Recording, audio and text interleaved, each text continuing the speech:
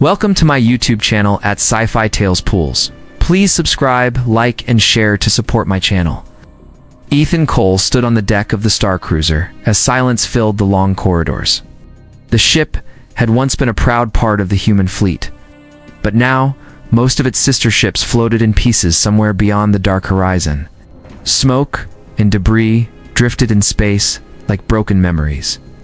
He pressed his hand against the cold glass and stared at the endless black, wondering how long humanity could last. He was a soldier, not a dreamer. He had trained to follow orders, to fight, to keep moving even when nothing made sense. But tonight, for the first time, he felt the weight of defeat pressing against his chest. His world was slipping away, and no weapon in his hands could stop it. Behind him, the great hull of the ship was full of whispers. Men and women in uniforms sat with tired faces, their voices low, their eyes dim. They had fought hard, but every battle had taken something from them. For most, hope had already died. And then she entered. Queen Alara moved through the hall with quiet strength. She was not dressed like a ruler in golden robes or jewels. Her silver gown was simple, marked only by the seal of her house, yet it carried more weight than crowns and banners. Her long dark hair fell over her shoulders, and her eyes held the kind of fire that could burn through despair. The crew rose to their feet as she walked past, but she did not pause for ceremony. She stopped in the center of the hall, her gaze sweeping over every soldier. Every officer, every weary soul who thought this was the end. Ethan watched her, had seen leaders before commanders who shouted for obedience, rulers who demanded loyalty from behind safe walls. But this was different. She was not speaking down to them. She was one of them, and she carried the same pain in her eyes that haunted every soldier in the room. Her voice was soft, but every word carried. "Tonight we stand at the edge of the end," she said. "Our enemies believe they have broken us. They believe we will bow. They believe the fire of humanity has gone out. But I tell you this, our fire still burns." Her words filled the room like light, and for a moment the silence broke. Heads lifted, shoulders straightened. Even the air seemed to shift, as though the ship itself listened. Ethan felt something inside him stir. He wanted to believe, but belief was hard after so many losses. He had buried friends, seen cities fall, watched families torn apart, and yet, when he looked at her, he saw no fear, only resolve. After the speech, when the council began to argue about surrender, Alara stepped away from the crowd. She found Ethan standing near the glass window, staring at the stars. She approached him with the same quiet strength, her presence soft but unshakable. "You fought in the last battle," she said. "Yes," Ethan answered. His voice was steady, though inside he carried scars that never healed. "You lost people?" "I did." For a moment, she said nothing, only stood beside him, her eyes fixed on the broken stars beyond. Then she turned to him fully, her voice low so no one else could hear. "Let me remain," she whispered. "Will give you what no human woman ever dared to." Ethan looked at her, unsure if he understood. Her words carried weight beyond promises. They were not about strategy or survival. They were about something deeper, something unspoken. In her gaze, he saw the vow of someone willing to stand when the world had already fallen. It was not duty that bound her, but choice. And it was that choice that struck him harder than any weapon ever could. For the first time since the war began, Ethan felt the spark of hope rise inside him again.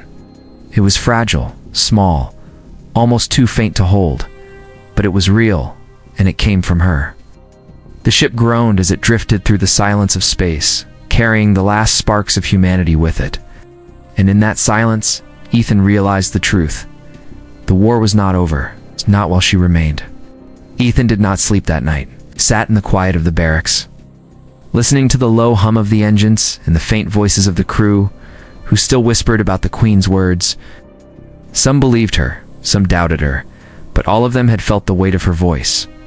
For Ethan, her words were different. They'd struck something deeper, something he could not explain.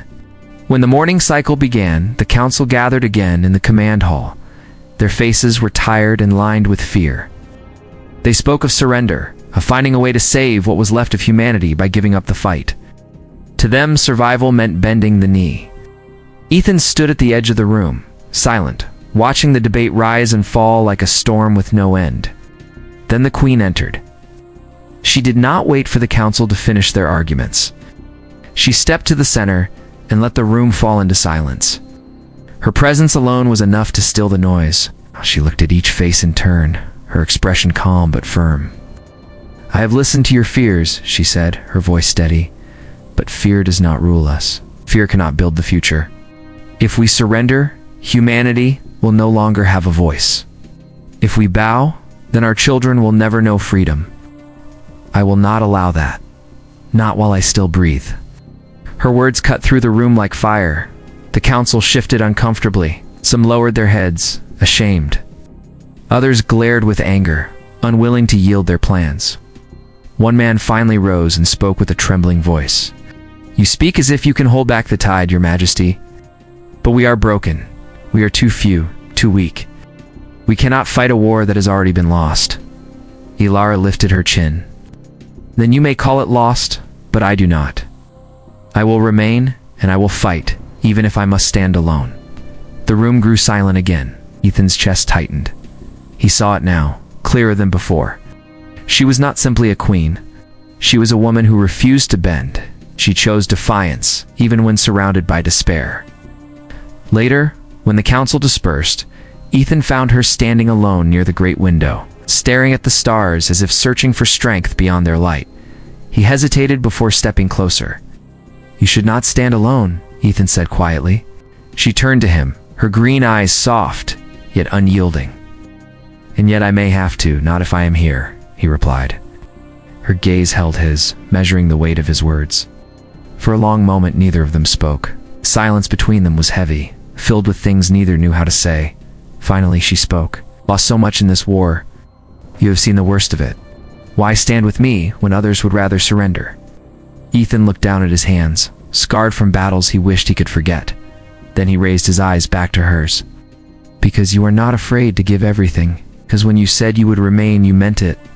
And I believe in that more than I believe in surrender." Her lips curved, not quite a smile, but something close. She nodded slowly. "Then you are braver than most." In the days that followed, the Queen and Ethan grew closer.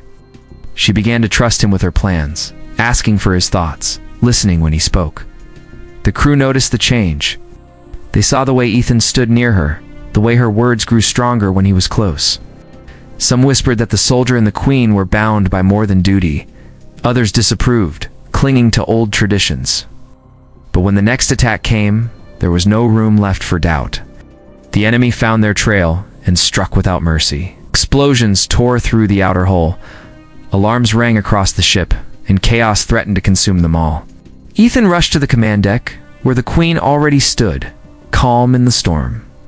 She gave orders with sharp clarity, her voice never breaking, her presence unshaken. Soldiers and officers alike moved faster, steadier, because she was there. And beside her was Ethan. He shielded her when fire rained down, fought to keep her safe when the ship shook under endless bombardment.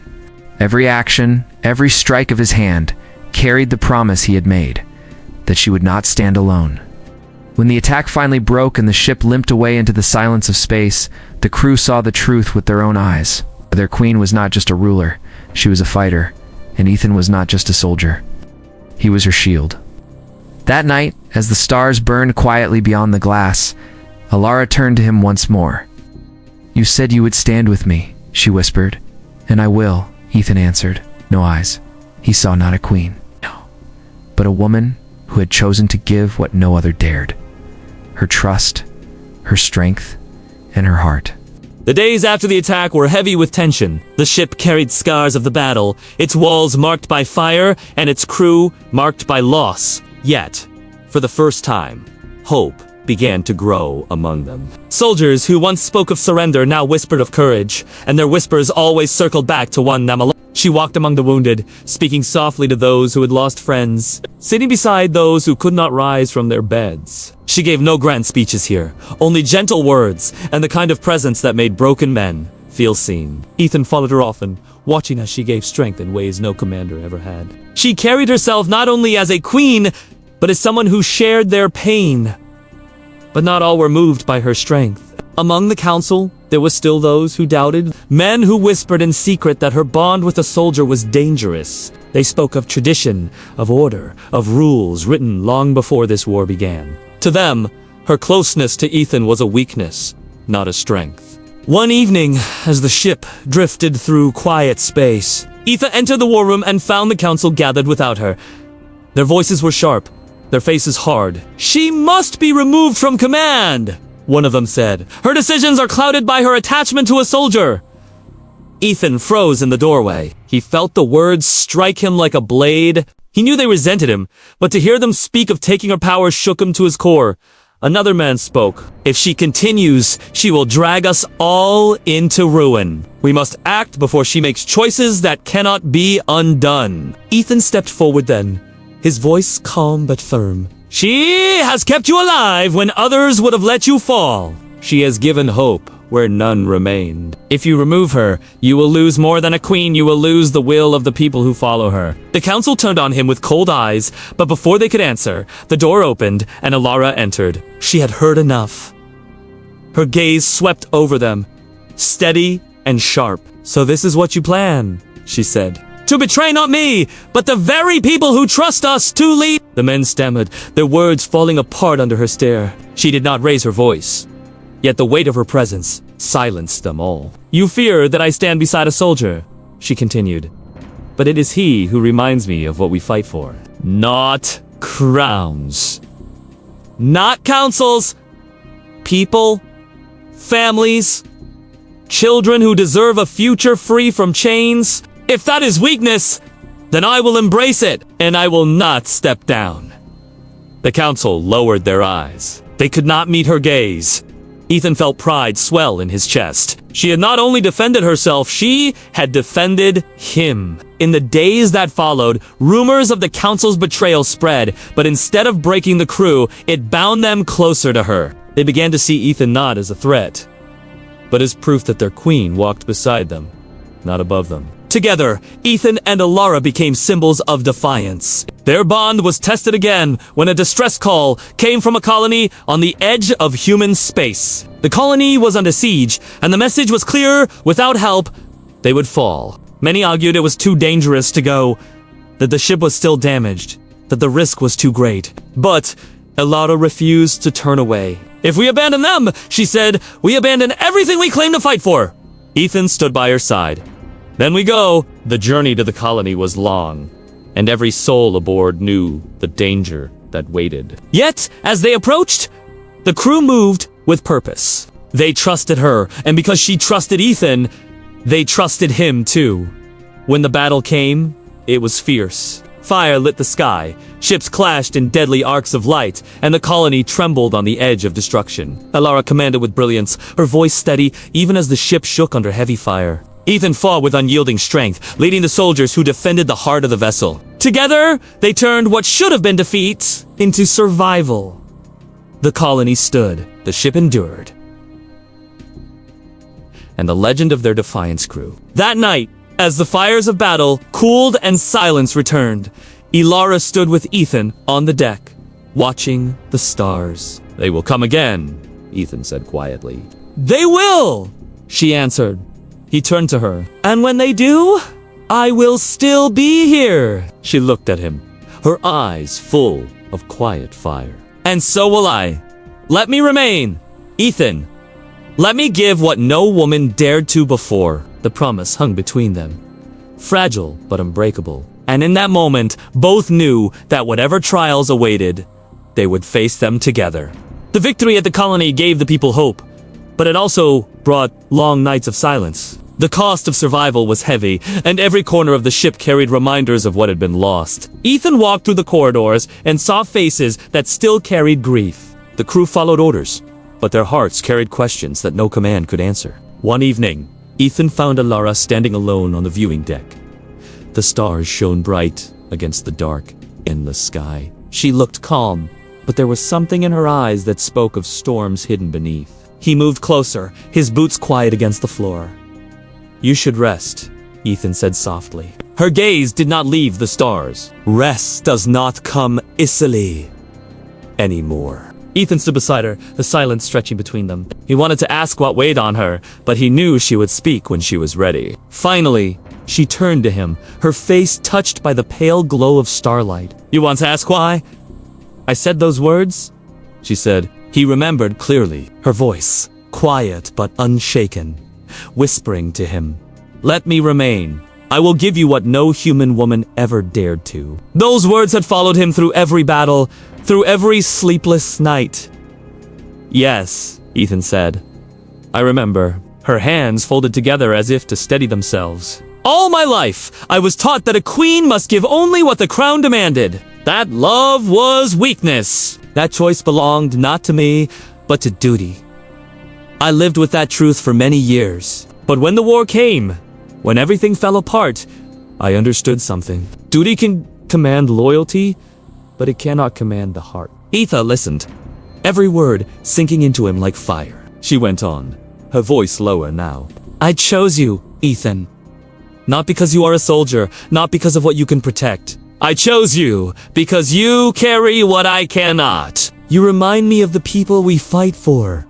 The simple courage that no throne can teach. You stand when everything falls, and you make me believe it is worth standing too." Ethan felt his chest tighten. He had stood before death countless times, yet these words shook him more than any battle. "Elara," he said quietly, "I am only a man. I have no crown, no title.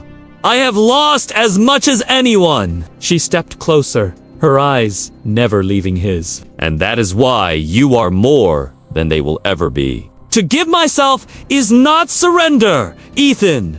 It is a choice. One no woman in my place ever dared to make. But I will. I will not hide behind a throne or let fear keep me from what I know is true."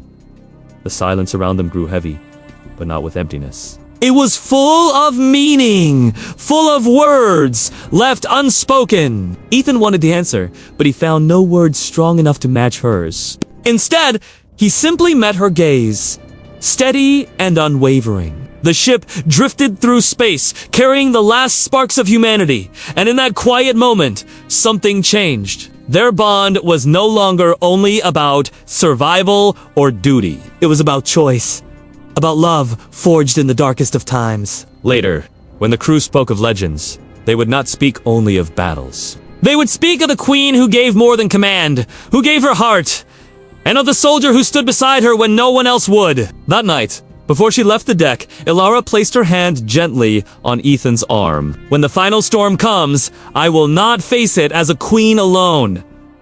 I will face it with you. Remember that?" Ethan nodded, his voice firm. "Then I will never leave your side." As the stars burned above them, both knew that their story was no longer only about war. It was about the truth that even in the darkest hours, a choice made in love could light the path forward. And in her heart, Elara knew that the vow she had spoken was no longer a promise waiting to be tested. It was already real. She had given what no woman before her had dared. The war did not end in a single battle. It stretched on with fire and loss, with victories that felt small and defeats that cut deep. But everywhere the story of Queen Elara and Ethan Cole spread, people began to believe again. Colonies that had once whispered of surrender now whispered of defiance. Soldiers who had buried their courage began to lift their heads. The fire of hope that had almost gone out was burning once more. Ethan fought on many fronts, and Elara was always near. She stood on the command deck when the battles raged, and when silence fell, she walked among her people, speaking to them as one of their own. The crew no longer saw her as a distant figure on a throne. She was their queen, but she was also the woman who shared their fear and their fight. And beside her, Ethan became more than just a soldier. He became her shield, her voice of strength, and the proof that she did not stand alone. Together they faced betrayal, storms of fire, and nights when it seemed the enemy would never end. Yet together they endured. And in that endurance something unbreakable grew. One night, when the war had dragged on too long, Ethan stood with Elara in the quiet of the viewing deck. The stars outside burned bright against the dark sea of space, and the hum of the ship was the only sound between them. "They will not stop," Ethan said. His voice was steady but heavy.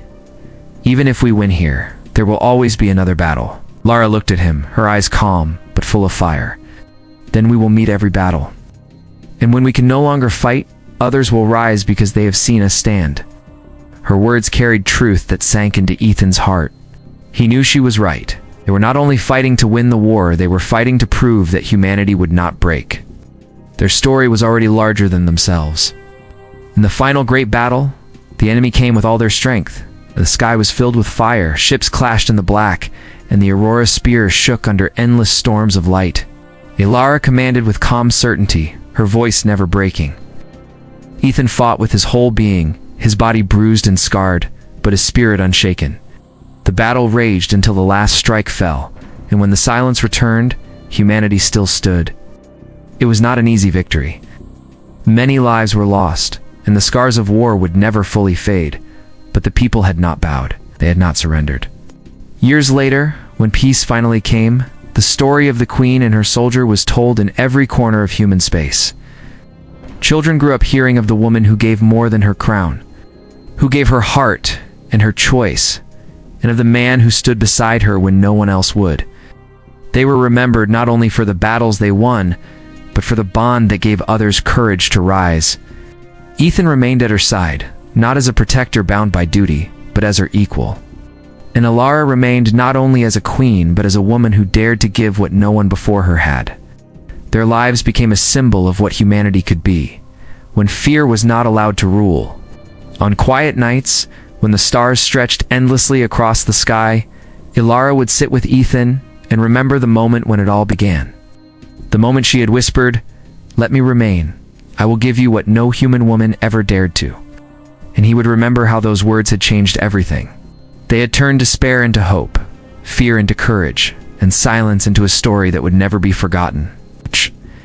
And so their legacy lived on, not in crowns or monuments, but in every human heart that chose to stand when the world tried to force it to bow. Thank you for watching and being part of our community.